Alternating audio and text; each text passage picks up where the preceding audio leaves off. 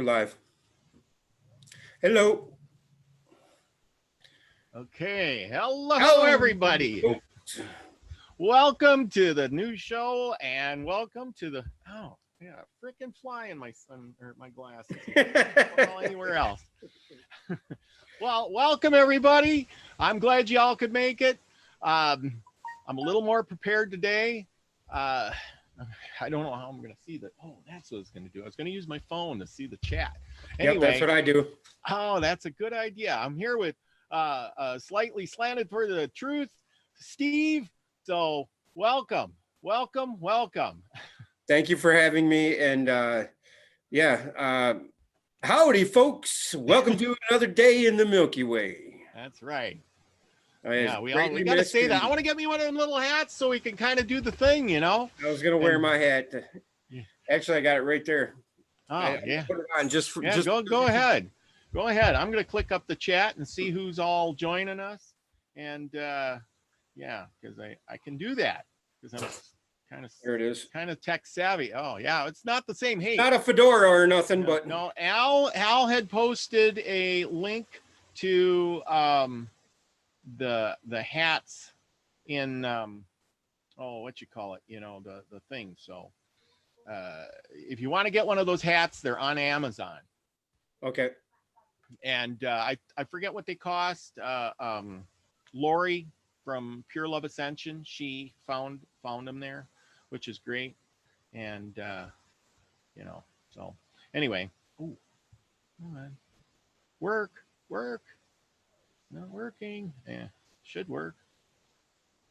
What you trying to? Oh, you're trying to get the chat. I'm trying to get the chat. It says it's right here. We've got Darth Samuel Nguyen. Oh, you can see it. Oh, lucky Saturnarian Sun. Debbie Bell. Oh, Debbie Bell. Oh, there it is. There you go. I got it. Grandpa Brian 420. I love that name. Yeah. Al.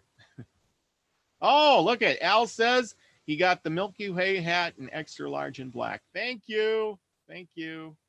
I owe you. Okay, no problem, Al. Tony Cherie. Yes. I hope it's pronounced. Yeah, anyway, Pa Joe, Joanne Dancing Gypsy, Grandpa Brian. Grandpa Brian's awesome. He's always says hi to me. Let's see, who else do we got here? Debbie Bell, Saturnarian Sun. Welcome.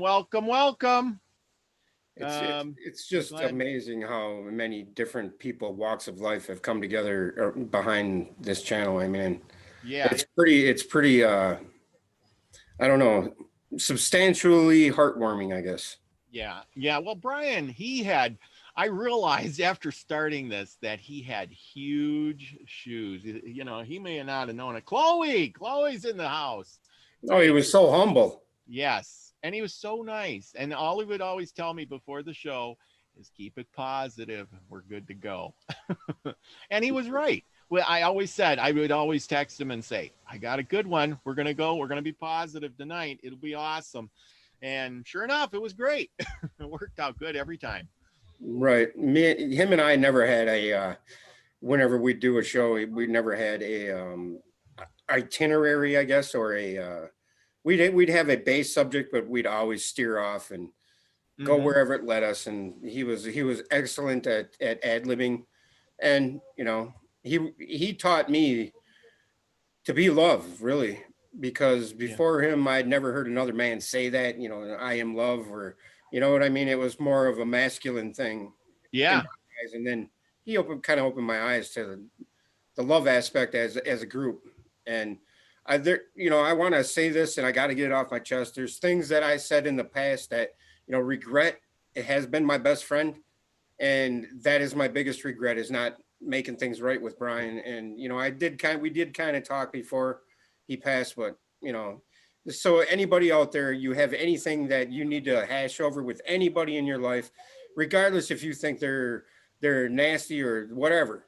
If you're going to regret something, you don't want regret. Regret sucks. That's the only thing that I wish I could change. And, I know he wouldn't want me to feel that way, but it's the truth. And that's, I love Brian, and it's sad to not have him here, but Yeah. I'm glad for him to be where he is now because he is in heaven. You know, Yep. if anybody's in heaven, he is. Yes. And I love Brian. So Yeah, I know. And that is exactly true. I mean, I had the same thing too. When I would be in the chat and he'd be talking and he'd have people on and stuff. And it was, how should I say it? I felt the love come out, and then I wanted to be a part of that too. And I wanted to, because I was one of these people when I was younger. We didn't say the love word too much, very, very seldom. It was like, yeah, that kind of thing. mhm. And then the only person I would say it to is like maybe the girlfriend or something.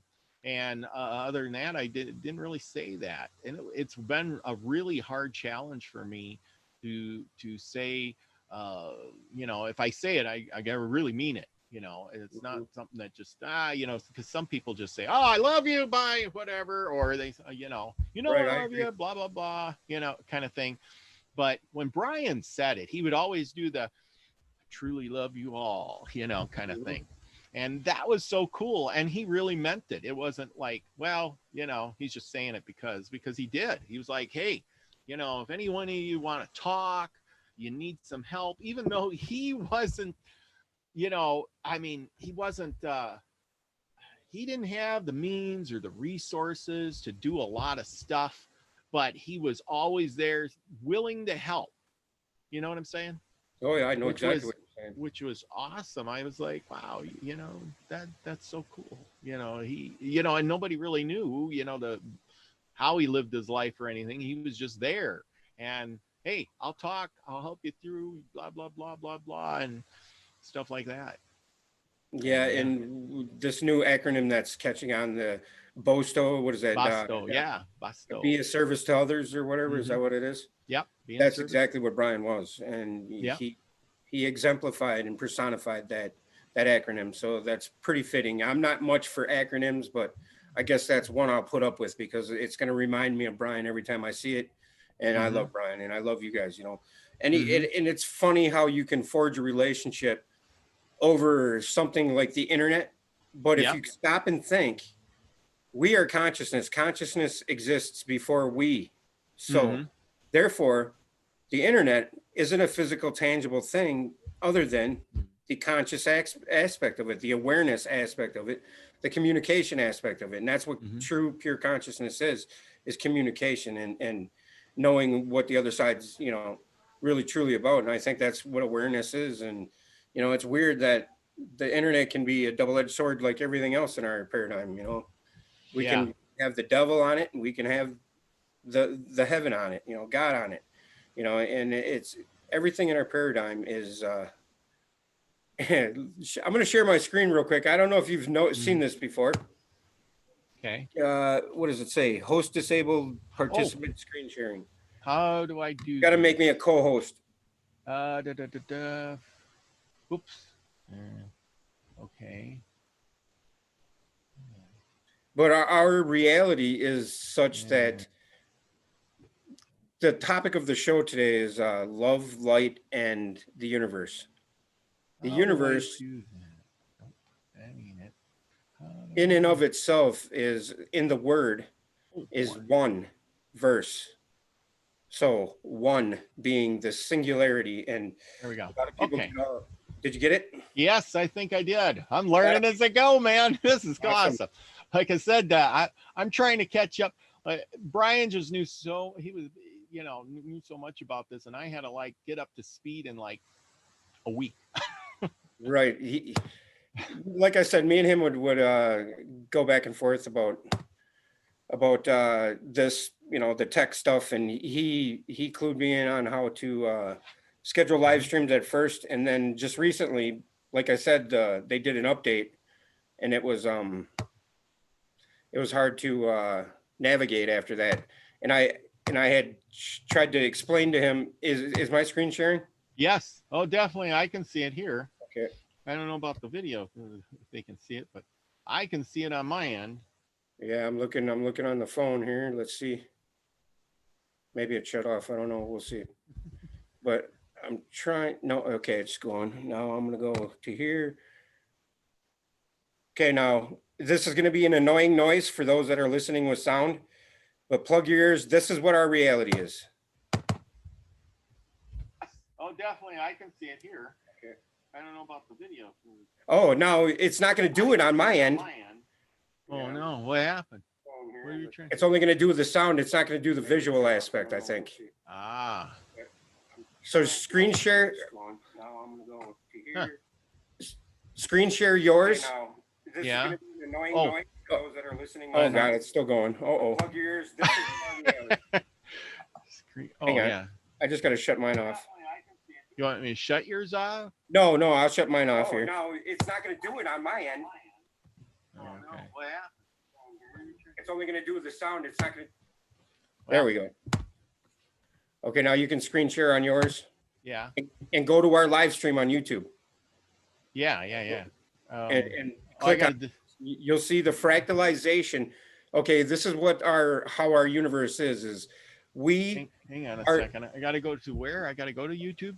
yeah, you got to go to your screen share. Well, yeah, go to YouTube first and find YouTube in our live stream first. Okay, hang on. Don't click on it yet because we'll be talking, you know. Okay. Oh, there. Hey, look at that. I made a small. Yeah, okay. Now go to Oh. your screen share option on Zoom. Oh, wait a minute. Oh, I got to go to YouTube first. Oh, wait a minute. Well, you can go afterwards too, but you got to go onto the same screen, you know, that you're going to share. Oh, yeah. But Gotta it's find it. Here. because the Bible, you know, and I know a lot of people are going to frown on me talking about the Bible, but the Bible is not for the carnal mind to understand. It's a allegorical story that tells of spiritual meaning more than it's not a factual physical account of what life is. You know what I mean? The Bible is a personified algorithm or algorithm. That's kind of weird. That came out of my mouth, but an allegory to convey a story, you know, kind of like behind a veil, you know, because there is spiritual meaning to our lives. Whether we want to explore that or not is up to us as individuals, and our choice on that matter determines whether or not we ascend. You know what I mean? Because the search for the truth is essentially the search for your higher self, and we are all fractals of that one higher self. Yeah. And that one higher self we are trying to find is that void we all feel, that thing we're all trying to stuff, either food down our mouths to fill, or drugs in our lungs, or beer in our gut, or, you know, we're always trying to fill the void or the emptiness that we feel inside of us. And that emptiness, in my opinion, is the emptiness of not having our true self. You know thyself is what the Bible says, you know, and what a lot of other texts, you know, spiritual.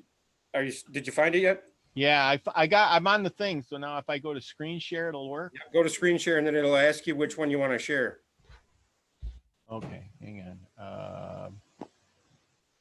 Hang on, I gotta go. I'll get rid of this one. And I can get rid of that one. And then I can enlarge, or I can go to screen share. Go to screen share and then click on your YouTube video, or the YouTube. Oh, I gotta disable your screen thing here. Hang on. Oh, I gotta make it more. Oh. Just right at the bottom there should be a screen share button. No, I think you're the host. You gotta unhost yourself. Oh, do I? Yeah, I think so. Maybe. Okay. Because I became the participant. Oh, you switched. Okay, Yeah. I don't know how else to do it. gotcha. So then I got to go up here and click. We're so tech savvy, everybody. Yay. But yeah. There, now you're the host. Oh, yeah, I'm the host. Okay, good. Now I can screen share. Oh, I could do. Oh, you know, there's a little thing that says multiple participants can share simultaneously. Ha! I should have done that one. YouTube. Yeah. Okay. And here we go. Yeah. Okay. Here we are. Okay, now this is our Can you see reality. it? Can you see it? Okay. Why isn't it doing it? I don't know. Hang on. Okay, No. now refresh the YouTube screen. Okay. This is weird because usually it shows a fractal and a fractal and a fractal and a fractal and an infinite repeating thing. Yeah. And if it doesn't now, I'm really going to be just like floored because this would be the first time it's not done it.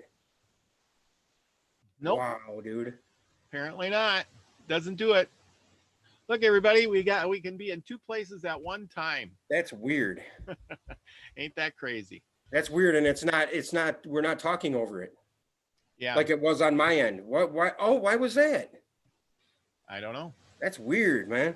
But Okay. usually it shows the screen within a screen within a screen within a screen. You know what I mean? Yeah. Yeah. Well, see, and this is what Wayne was talking about today is being, you know, different realities at the same time. Oh, it's doing it now. There we go. Now it's doing it.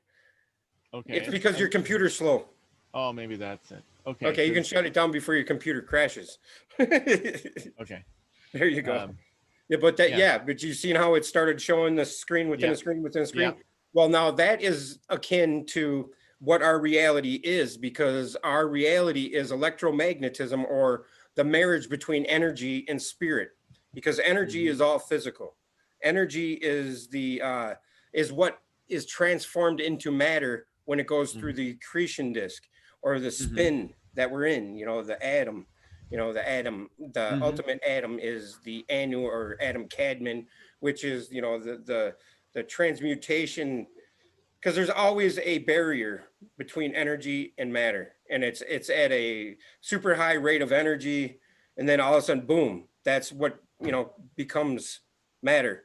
But anyway, the thing is that we are just like magnets. You break a magnet, you have as many magnets as pieces that you break it into. It doesn't make one of those magnets with one pole. It makes all of those magnets the same, but with lesser degree, you know, like a lesser magnitude, I guess it'd be the right, you know, like a Russian doll, you know, what a Russian doll is, how you put the one inside the other, other. Well, that's essentially what we are, is we're fractals of the one. We're individualized fractals, so we can experience and have a soul evolvement on a level that I don't know. It's more of a conglomeration of soul experience, but going back to the source of one, you know. But it's like having a multiple, like you had 1,000 or 7.82 billion different personalities. Yep. You know, get this, 7.82 hertz for this resonant frequency for the Earth, right? Yep. Yeah. 7.82 billion people on the planet. Is that a coincidence? That's pretty funny, isn't it? Yeah, it is. And is that, and then the question is that the tipping point? What happens when there's 8 billion people?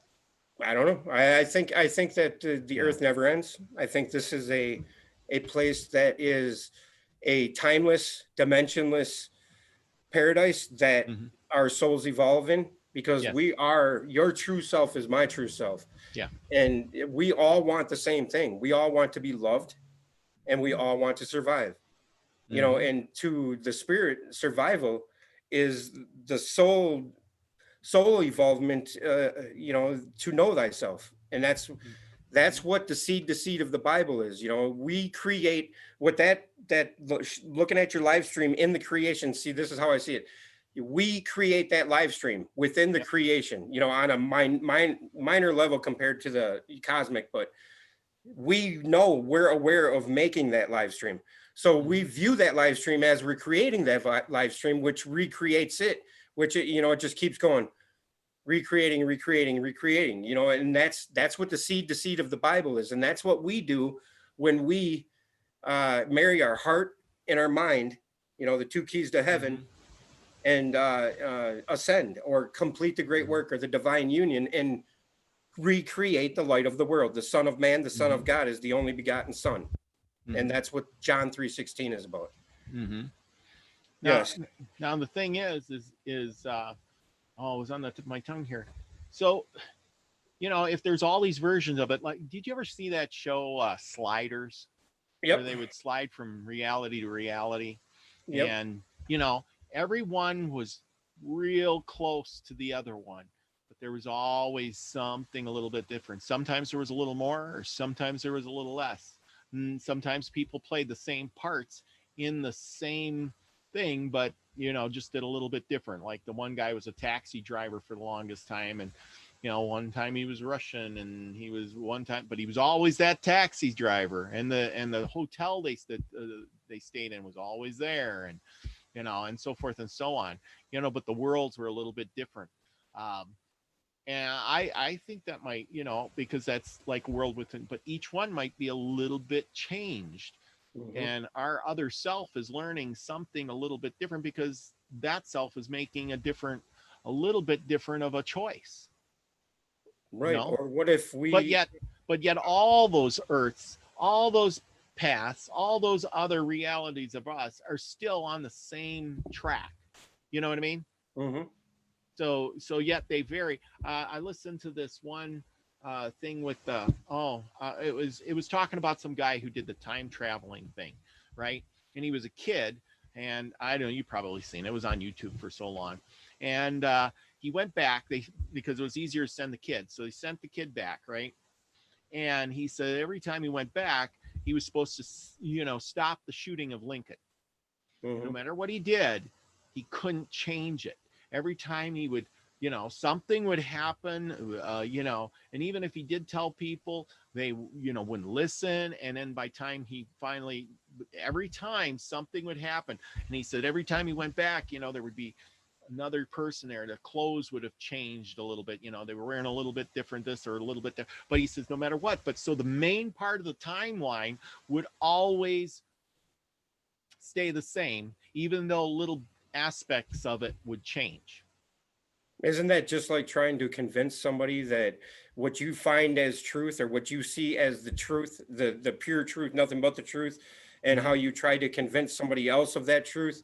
And because they haven't experienced what you have experienced, they're not going to see it for what you see it as. So what if everybody's reality is exactly what you just said? So your world is a little different than my world. Yeah. You know? Yep. But we're still on the same world. Is that pretty It- much what you were saying? Yes, and we could be on the same world, but I mean, if there's infinite realities, each reality would be a little bit changed too. Right. But And the thing is we're only viewing ourselves from this perspective. correct. And then we are what has made us, or what we've allowed to create our perceptions and mold our personalities or ego. You know, for God created the vessel, the God created good. So God created evil, you know, which evil spelled backwards is live. For God created live so he could form the good, you know, and that's, Absolutely. you have to have an ego to keep you alive long enough to experience the drive or the strife, you know, for thine, or for those that struggle the utmost, is close for thy wait for the one who struggles the utmost and toils and struggles the utmost is the one closest to liberation. For if it was all unicorns and rainbows, what would be the point? The hero's journey would be non-existent, because the hero's journey is what every movie grabs us by the, you know, it grabs us and says, hey, this is a good movie, because you put yourself in that hero's place, you know, the one that's trying to get away or whatever the case may be. Well, exactly. Everybody, you know, everybody who watches Superman, they're always dreaming of being Superman, not the guy standing on the street that gets knocked over by the car. You know, I mean, they want to, you know, they be Superman. You see the kids, they run around, you know, I'm Superman, and jump off the thing with their cape on, you know, kind of thing, break their leg. But that's absolutely true. But in reality, you're right about the evil thing. I've had this argument with Mr. Common Sense plenty of times, and we've agreed that you can. I want to know if you agree with this, that you cannot do good or evil without doing the opposite. So if you're doing evil, you have to do some good in order to create that evil. Or if you're I don't doing something necessarily. good, Yeah. you have to create some bad kind of To thing. know good is to know evil. You're right in that aspect, but I don't think you have to physically create evil or to be good. You know what I mean? Yeah. Well, you got to do something bad to be good. Okay. Say, but this is the thing. Okay, you want to, um, we'll just take something really good. Pick anything, and I'll tell you how it works. Pick anything. Eating babies. That's bad, right? Right. Absolutely. But it's good to the point where if Tastes the like guy, chicken? no, Tastes I'm like saying chicken? is if you know, it's going to create a parallel of, you know, okay, because you do that, there's going to be jobs created from police officers to hunt you down because you're eating babies. You see what I'm saying? Right, but is that And does that make a booming in a weird economy? sort of sense, you know what I mean? If I hear you. it's like saying I'm gonna make a chicken dinner, right? But I have to go out and kill a chicken, and you know and stuff and then I have to burn it on the stove and use electricity and fossil fuels and all this other stuff and pollute the environment and all these things that have created all of that stuff to get that to my house. I had to, you know, I did a lot of things, and then I take off the wrappings and I do all this stuff and I throw it in the garbage, which fills up the dumps. So in a way, I'm perpetuating this cycle of doing bad stuff in order to get that nice chicken dinner. You see what I'm saying? Right, I hear you there. You know, I mean, I think a lot of people misunderstand the polarity of what the true Kabbalistic meaning or Hermetic meaning of polarity is. Polarity is a yin and a yang, a dark and a light, but there is a good and a bad aspect, or a hot and a cold too. But the thing is that this realm, this indifferent physical creation that we are born to die in, is indifferent, and it has nothing against us. It has nothing for us. It does not help us, and it is not under God's control. For one, it is under the light's control, the demiurge, which is a product of our union with God. You see, we recreate the light of the world with union with God, because we are the bride. The bride is waiting for all physical creation is the bride, and God is the truth or love that inseminates the bride with truth. And then the only begotten Son is born, and it's born in our head. It is the Jesus of the Last Supper painting, the 13 in the middle of the 12. We have 12 cranial nerves on the top of our head, 12 paired cranial nerves, just like the zodiac above us. You know, and in the middle of that is the 13th. That's a mystical number. Now, the pineal gland is, you go to the St. Peter's Square of the Vatican, and they have a huge pine cone statue in the middle of their central courtyard. Right there tells you. Now you go to a bird's eye view of the Vatican courtyard or the Vatican layout, and you see the Temple of Man, just like the Temple of Man in Egypt. You know, the Temple of Luxor, I think it's called, right? But and that's played out everywhere in churches, in Angkor Wat, and in because we are a church. You know, we are a church, and the cross is the light. Is the only begotten Son. The cross above every steeple of every church, the Templar's cross, is the light. If you look at any light in the dark, like by that picture behind you, your background, you look at that glint of light that's above the horizon, it's a cross. You see the cross right there in that glint of light. And the crossing is within us, where heaven and earth collide. And we are the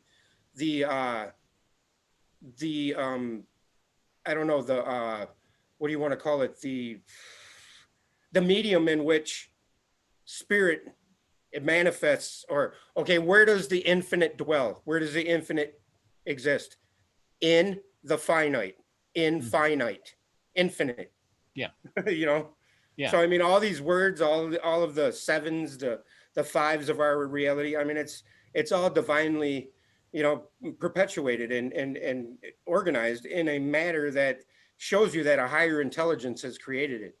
And, you know, all of it, the golden mean, the hydrogen atom, you know, the 36 108 36, and that's not some girl I know or nothing. That's not her dimensions. That's the hydrogen atom, you know, or the Yes. hydrogen molecule.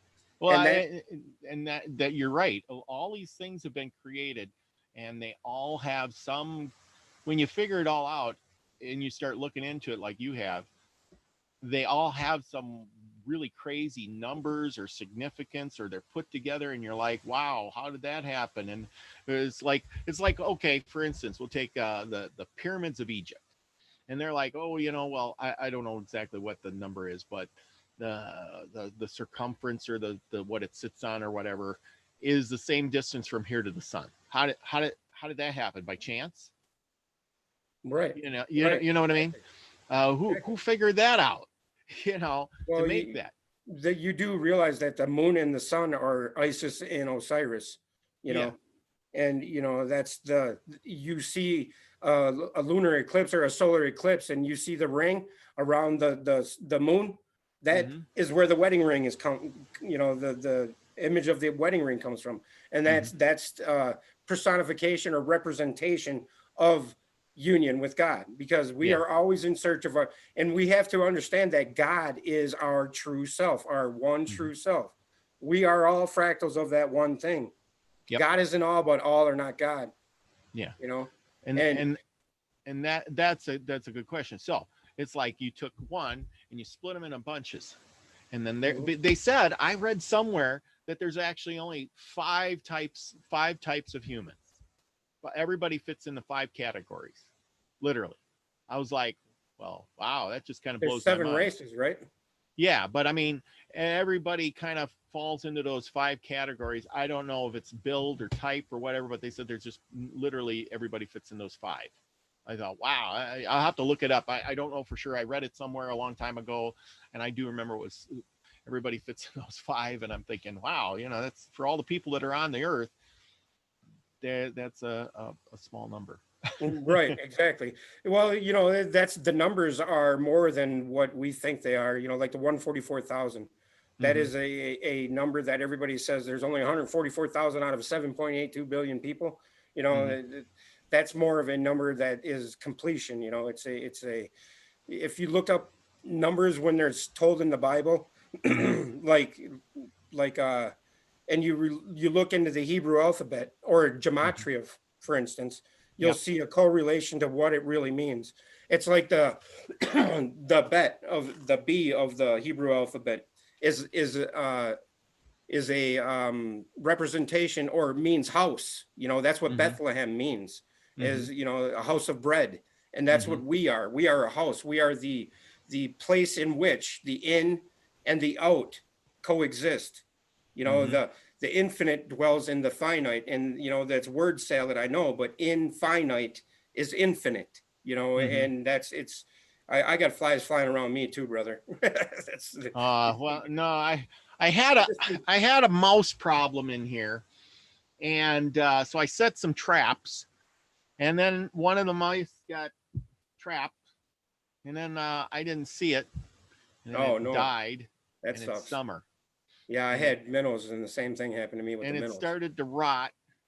And the next thing you know, the flies came in the house, and then the smell came out, and I'm like, what the heck smells? And yeah, needless to say, I had to spray a lot of Lysol. Chloe has a question. What's your question, Chloe? Oh, Chloe's got a question. Question for you. Okay, what's your question? Oh, I was wondering if he was Mandela affected, or if he feels he's from Sagittarius. I was just on a podcast speaking of this very subject.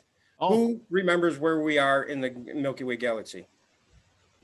Do you recall where we are? Yeah, we're at the edge of the, no, you know, kind of on the edge. No, that's where I remember us too, back in the 80s when I learned when I was in school.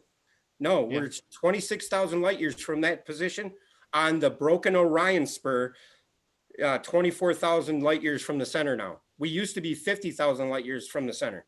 Now we're 25,000 light years, or 26,000 or 24,000 light years from the center. Now that explains the ebb and flow of creation too. Now get this, is that the 7 Hermetic principles are the 7 candles of the Bible, right?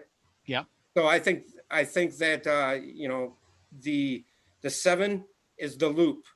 The mentalism is the consciousness, the awareness, the what we are before we are anything, and what we are when we're thought up. The thought, we're the thought. And that's where thought comes from, because thought is you and God, sure, you and G short of thought. But anyway, so it's mentalism, and then it goes to vibration. Then polarity, Yep. then rhythm, and the rhythm is the pendulum swing. The back and forth, the ebb and flow of creation. Yep. The in, the out, the breathing, your chest going up and down. And the polarity, we all know what that is. And then after that is the cause and effect, and that's where the accumulation occurs. Where the mineral state develops, and planets begin to form, and all that. And then we have generation or gender, and that's regeneration. That's what we are. We are accumulated awareness. Essentially, we are the pinnacle of the pioneer, the pinnacle of the bunch, I guess, in as far as awareness or consciousness, because every species has its hierarchy of creatures. Like the animal kingdom culminates in what? A lion, if you want to look at it as a predator type, and we are the pinnacle of the thought, and that's why the pinnacle is so close to pineal, and the pineal is represented in all the Assyrian pictographs or iconography, where they're holding that pine cone at eye level, and a lot of people think the Anunnaki are birds or whatever. The Anunnaki were us. I mean, anybody who has become a sky father on earth, because Anunnaki, broken down etymologically, means sky father on earth, because Anu is sky father. That's my icon or avatar for YouTube. Yeah. And it means sky father, and Na means on, and Ki is earth. So we, and Anunnaki is what we could become. And, a lot of people just pick up on things like Sitchin's work. And Sitchin was a bookseller. He was so interested in making money selling books. He wasn't interested in truth, Well, I'm sure he translated that stuff, and then, at that point, people didn't care if he was right or wrong. They were like, "Hey, this is cool and interesting," and then he went on book tours, And but the thing is, regardless if he was right or completely wrong, or I don't think it was completely wrong. The thing is he went out there and he got that word out, and then it spurred the likes of other people to go out and research that and check more stuff out, like this. You ever read Matthew LaCroix's books? The Stage of Time. I had Matthew LaCroix on my show a couple times. Oh, you did? Okay, yeah, he's awesome. I read his books. He's really, really on top of things. But I love the way he talks and how he can put all that stuff together. He's done a lot of research. I know he's got a lot of research. But he's selling books, Robert. Yeah, well, he's selling books too, but I mean, he's more knowledgeable, I think, than almost Stitchin, because he's he was the first. Now this guy, goes ahead and researches more, and every time it improves, because just like anything else, hey, that's a little flawed. I'm gonna go and check that out. This is a little more flawed, and you know what? Science is never settled, because as it goes on, somebody will find out more stuff than he did. You know what I'm saying? But you're right. Like the thing is like we're in these the Anunnaki, right? We'll go with that. Is the Earth has been around for a long time. Civilizations, as you know, have come and gone. At some point in time, you said, look, if those Anunnaki were us, thousands of years ago, and they missed the cataclysm, and they missed that, and they survived with that technology. Like right now, if you could take the technology you got, keep it, and there was a cataclysm and wiped everything out, came back, you came out of hiding, out of your bunker in the ground somewhere, 100 years later with all this technology, and so you'd be a god. You'd be flying in planes and everything, because if there was a catastrophe, and the system broke down. There was no electricity, no factories. You couldn't go to the store. People would kill themselves off, things like that. Disease would run rampant. And the few people that were left, you would spend most of your time trying to forage for food. Yeah, you wouldn't give a shit about no iPod or internet No, or yeah, electricity or your TV. days. And I was arguing this point with a friend once, and see what you take on. I'm sure you've talked about this before, but it's always good to talk to somebody else, because I don't know. Anyway, the thing is after say 100 years and the buildings go dilapidated because if you don't keep them up, the roads are shit, everything, and all you're doing is foraging. And 100 years later, the books that we have are all rotted away. And you're teaching your kids and stuff. Are you going to teach them to read and write or hunt and fish? And Right. in 100 years, those kids, they ain't going to know how to read and write. Maybe a few will, but the majority of them, the parents wouldn't have taught them. And pretty soon they're scratching things on rocks out in the quarry and making symbols and signs because they don't know how to read and write. And then all of a sudden, you know, the guy comes out of the ground with an airplane and he's got jet packs on, or who knows, and computers and things like that. Well, what are you going to do? Who are you going to think he is? You're gonna jack them and take it from them. Wow. That's what humanity wants you to think you'd do. Yeah. But I think- you're not, because in 100 years, you've ran out of bullets for your gun. You're down to a bow and arrow and a slingshot, man. Right. I've totally flip-flopped my position on the whole cataclysm thing, because what it is the deluge. Yeah. Essentially, okay, now this is my story, and this is how I came to you today, talking to you with this point of view. 5 years ago, I came across a John Moore video about Nibiru and what our planet was going to go through. The ocean was going to shut down. I've done the same thing. I've watched his videos. Yes, and I was totally sold on the whole Nibiru thing. I started a channel, filmed the sky for 4 years, for 3.5 years. Caught everything under the sun, UFOs, crazy looking monsters, crazy looking clouds. Never saw a planet. Okay. Now, I convinced myself a few times that I saw something, but that's part of our creating our own reality type thing, pareidolia or whatever, you know. And I'm not saying people that do that are experiencing that. I'm just saying that that's what I was doing. And I was reinforcing what I wanted to see. Now, that for some reason wasn't filling me. Oh no, this is what happened. One day I was filming the moon with a new phone cover over my phone, and it created a double moon video, you know, like it looked real. And I was convinced, and I felt for the first time real fear deep down inside of me. Yeah. And I cried after I put that video out, and I thought to myself, I have to make sure this is real. And I really, really went through, and I thought to myself, I don't want to be scaring people, and I don't want people to feel like I feel. And that was the moment where it all shifted on me. And it was that thought of, I have to make sure for others that, because before that, it was all about my own survival of a cataclysm that was to come. Yeah. Now, I'm not saying that there isn't cycles of cataclysms on Earth. I'm not saying that CIA paper wasn't true. I'm not saying that any of that stuff isn't real. I'm saying that Nibiru, in its definition, etymologically, what it means on cuneiform.org, scholars of universities put the definition as this: Nibiru, place of crossing, usually to do with rivers or ferries, or a signpost for transition. Nothing about planets, nothing about cities, nothing about towns, nothing about nothing. Now, Nibiru is a story of ascension, just like Noah's Ark, just like Moses' Exodus from Egypt, just like every story we've heard out of the Bible. Every epic of Gilgamesh is the same thing. The creation stories of the Upanishads, the Krishna story about when he's talking to Arjuna on the battlefield. All of these stories are all the same story, just dressed up in a different cultural context. Yep. And they're all about the lower ego self rising to his true self and finding what truth is. And that's the hero's journey of the sun going across the sky and everything. But all of this has culminated in Nibiru isn't a planet of crossing. Nibiru is within us. Nibiru is where heaven and earth collide in us.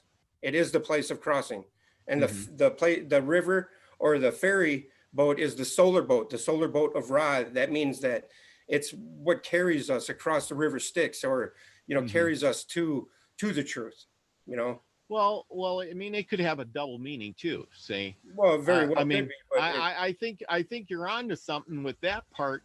But I also think that there's something, they wrote this stuff down and then they lined up these planets. You've seen the little discs that they all show. That's not and true, things though. like And little well, discs and that might not. that's Sitchin's depiction or interpretation of it. Okay, yeah, and I'm not saying it's true either. I'm just saying is that will it happen again? If there was a cataclysm of some sort, somebody may have recorded at the time of that cataclysm. But will that cataclysm ever happen again? Or will it be a new cataclysm? Just like we get these comets and stuff running through the sky. Eventually, one of them is going to hit the earth. Well, you can't luck out forever. Comets are long to be told as harbingers of bad, right? I mean, yes. Throughout ancient history and everything. But I'm just saying is, so at some time, was there a planet that came through? They recorded it, and like you said, it's a time of change or a crossing. That would have been recorded as that. But then, like you said, they used it as a double meaning for yourself too. I mean, just like the Bible, you read that stuff in there. There's double meanings in that. There's hidden stuff inside the plain story, because the normal average person, even like when I was in school and I was a kid and things like that, we here, read the Bible, and you read it and they simplify it and it sounds like a cool story, and you don't think much more than that of it, because you're not really focusing in on what. You don't look up the words. You don't, like you said, the B. What does B mean? What is the Hebrew translation for? I never did that. I just took it as a story. Mary went with Joseph. She rode on a donkey. I can process this stuff in my head. I know what a donkey is. I know what a woman is. I know what a man is. I know what a baby is, right? I know what a cave is. I can put that together, and that makes sense in my head. And that's all it was. It was that story. I didn't think any more than just that. But then for the intelligent mind like yourself, you look at it different. You start researching and looking into it, and all of a sudden you see these hidden things come out.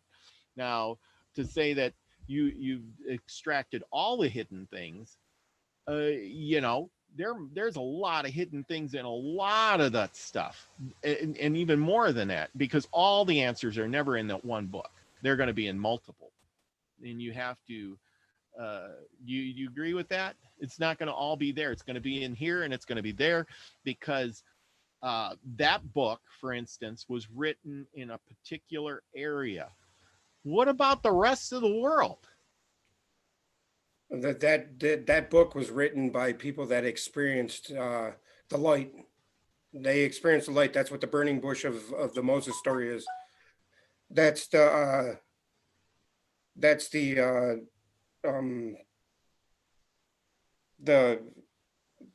only begotten son, or Jesus. Okay, now the sarcophagi of Egyptian ancient Egyptians. Yep. The sarcophagi, the wooden one where they had it all dressed up, have the Nemi's headdress and the arms crossed and everything. Yep. Well, in one arm they have a flail or a crook. I think the right hand has a crook in it, a shepherd's crook, and the left hand has a flail. Now that's telling you that their arms are crossed for a reason, crossed over their heart, and they're telling us that one aspect of that light that is born through the heart and culminates and forgive my crude interpretation of this, but our soul is ejaculated through our head. At the top of that's what the phalluses are about. That's what the obelisks are about of all of the ancient Egypt, because we as humans, both female and male, we are the bride to God, and we become the phallus. That's why the Osiris story is he's short his member when he's all put back together, because that's what it means, is that the woman becomes a man and the man becomes a woman, and we ejaculate our spirit through our pineal gland, and it becomes the light of the world. That's what the pyramid is, personification of this process, because at base level we take in all this information, and Mhm. from that information we have to compare that information against each other, and with Mhm. that comparison we find a they make information that is worthy makes bricks, and then Mhm. it gives you proportion. You start building it, it starts coming together, and then Mhm. slowly as you build this information together you finally realize that all of this information comes to one point, and that's the cap. That's the cap of understanding, that Mhm. because we gain truth that we can measure all things against, and once Mhm. we gain that cap, which is, it comes from above, and that's why the great pyramid doesn't have its cap. It comes from above, and it's manifested through us. If we could, enough of us could, the 100th monkey effect or whatever, get to this point of understanding and roll the tide, then, but I don't know if that's possible. But anyway, if we could roll the tide, maybe the pyramid would be capped. But once we are capped from above, then we shine like diamonds in a field of clay. Twinkle, twinkle, little star. And Yeah. that's Yeah. because See, with this clay, I build my pyramid.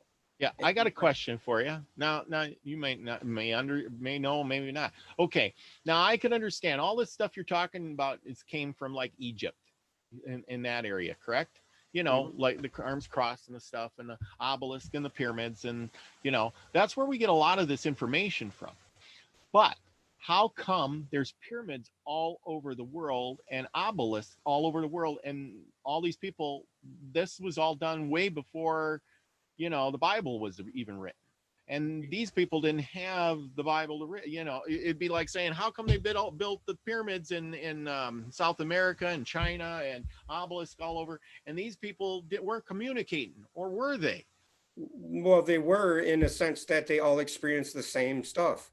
Because Mm-hmm. back before technology, back before the distraction of Trump's going to win, or Hillary's going to prison, or Epstein's getting off, or Yeah, all of that nonsense, all of this drama queen, all this and that yeah. division and lines drawn in the sand.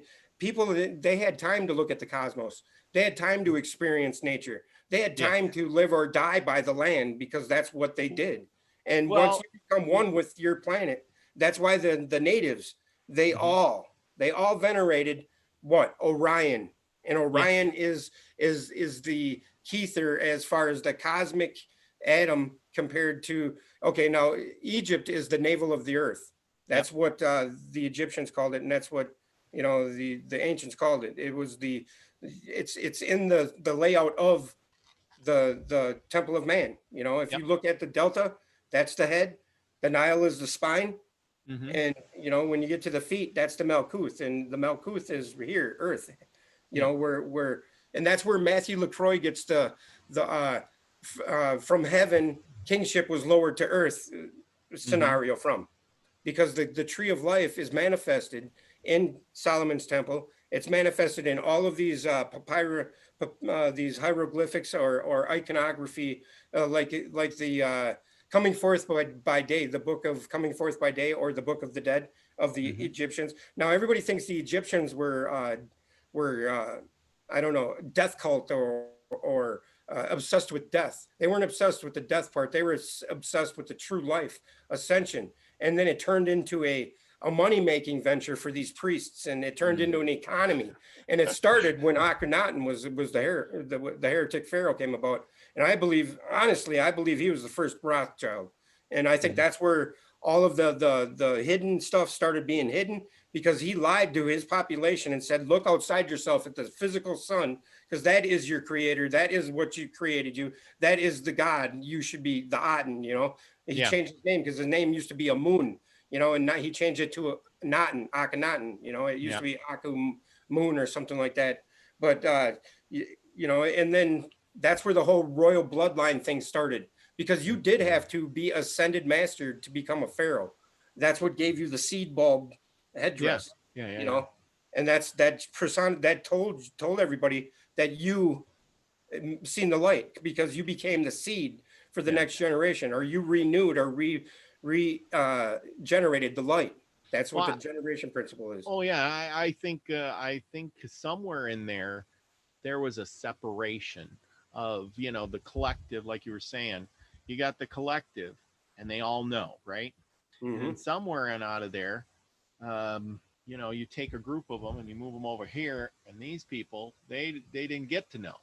Well, now you got a group of non-knowers and a group of knowers, and it's the same effect. Like I said, they, you know, this group went in, and they kept the technology, and these people didn't keep the technology.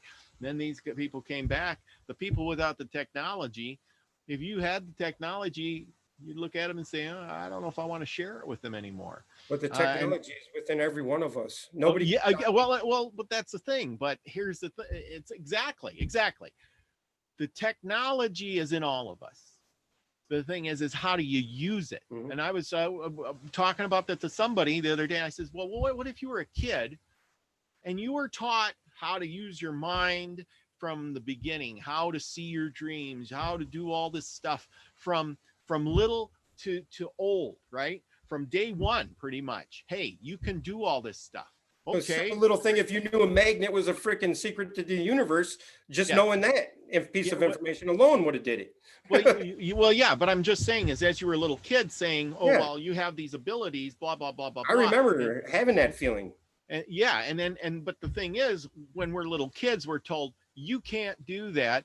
That's not right. Here's a book. Here's a piece of paper. At about 7 years old. Do blah, blah, blah. Yeah. And the next thing you know, you get trained, you get taught that you can't do. You can indoctrinated. You need to learn how to grow. I mean, how many of us learn the words, learn how to grow up? You need to grow up and act your age.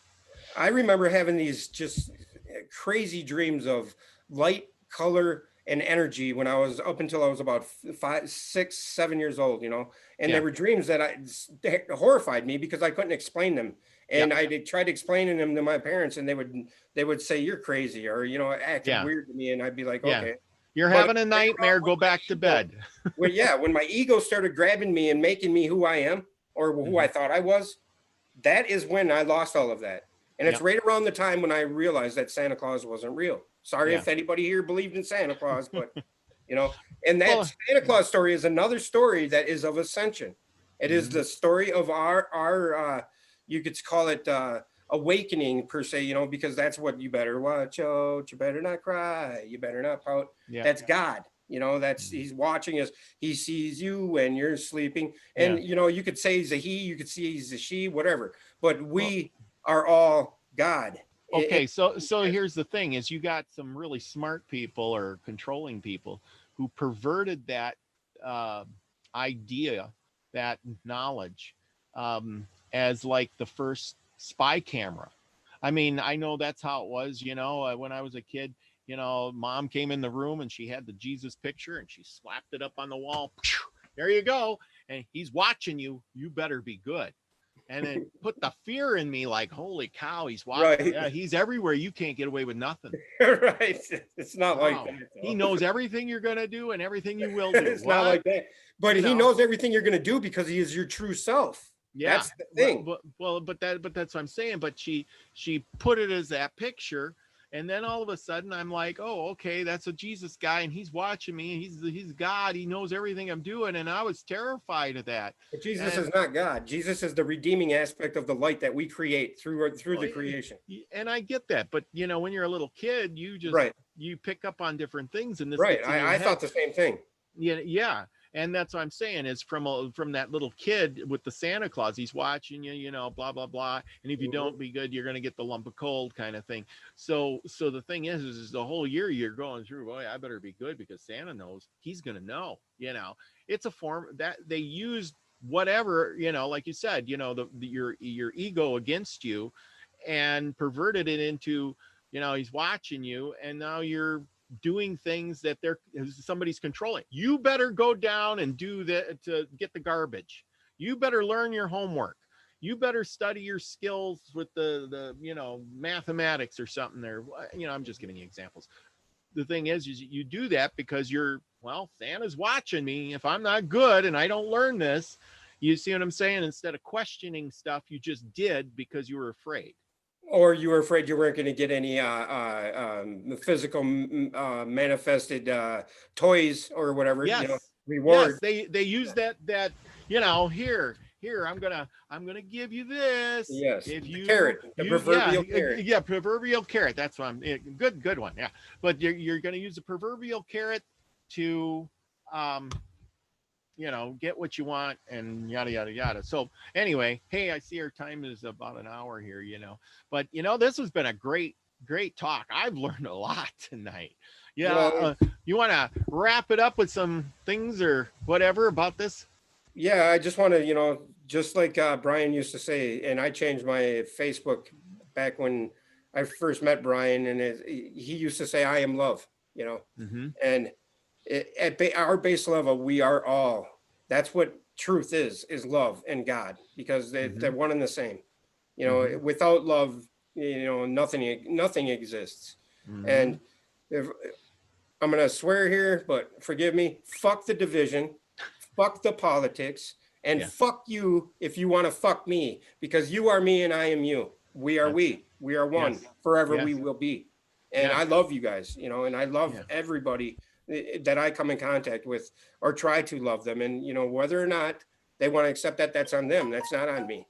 And that's kind of attitude we need to carry, is just help everybody around you. Just Yeah. don't. Why would you want to hurt be of another service to others, individual? Why would you want to hurt another individual when they're you? Right. You're pretty much And hurting yourself. eventually we all want the same freaking thing, and to be Yes. loved and to survive, Yes. and love is our only way out of this mess. Yeah. Yeah. And you can say it's not a mess, you can say it's this, you can say it's that, but to me, I look around today and shit's in a freaking uproar. Shit's not going the way we want it. Why? Because you got the opposite of love. You have the fear, and fear is like feeding the evil, and love feeds the other side. Yes. And who isn't in fear? Everywhere you go, people are like, oh my God, he didn't have one of them on. And I just I don't even want to go there, because it just makes me sick inside when I think about it. I just want to have do things. I want to see and be in contact with people, and actually sit down and go to a restaurant and talk with people normally, and go to the grocery store and actually see somebody smile.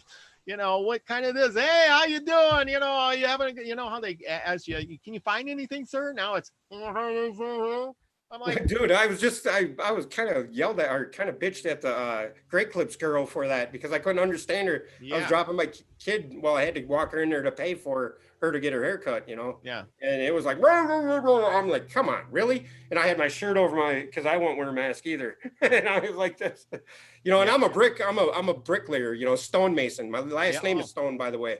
And I'm a stonemason. My wife was born on Halloween, and so was her mother. Oh, cool. And her mother's married to a guy named Steve as well. So I have all these synchronicities and coincidences in my life that just reached out to me and grabbed me by the cojones since I was, young. I've seen this number 333 my whole life. Mm-hmm. And 333 means God thrice great, Hermes thrice great. I see that number every day at 333, and I don't look for it. I see it on license plates. I mean, nice. The house I was just at, I did the brick job on, was just 5333 South Morgan Street. I mean, it was just crazy, dude. But yeah, use those moments, those aha moments, and for what they truly are. They are the divine speaking to you. When you feel synchronicity and you feel the goosebumps of truth, pay attention to it, because it's your true self, my true self, talking to you, or speaking with you, or communicating with you. So where can people find you? Slightly Slanted Sleuth 3-4 Truth. And I had to stop and think about that, because I changed the for the truth into 3-4 Truth, because 3-4 has a lot to do with the number sequence in our creation. But from the 3 comes a 4, whatever. But 3-4 Truth, Slightly Slanted Sleuth 3-4 Truth. Okay, everybody go and check out his channel, and that'll be good. And thanks everybody for coming. Oh, I want to do one last. Oh yeah, I want to say, Marsha Price, thank you very much. I got my rods of Ra. Rods of Ra. What are those? Get the rods of Ra. I gotta figure out how to use them. I know you put them in your hands, and you can. They're copper, and this one's zinc, I think it is, and they got symbols on them. I don't know if you can see the symbols. on the ends, and she's got quartz crystals in there or something like I want that. some rock and rod, Roz. Yeah, well, I'm a drummer, contact man. I could contact go. Marsha Price. You can feel them. You know, you put your hands on there. Marsha Price. Okay. Yeah. I don't know. Mary, can you put that in the chat? I don't know if you got her thing, but anyway, somebody must know it. I'm going to try to put it in the description, but thank you. And we'll have to do a whole show on this. And, you know, Steve, we'll get you right. We'll get you back. We had a good time. I learned a lot. You're blowing my mind. I'd be honored. I'd be honored. And, you know, Okay. just You just seem to know a lot of stuff, but we're going to cut this off because be the frequency you want to receive. That's right. Okay, everybody, be the frequency you want to receive. Thank you very much. Thank you, Brian. Like Brian said, love you all. I know I can't do it the same way, but love you all. You know, okay. In Brian's memory, thank you. Love you all. Love you guys. Love you, Brian. Thank you, Robert. Love you, brother.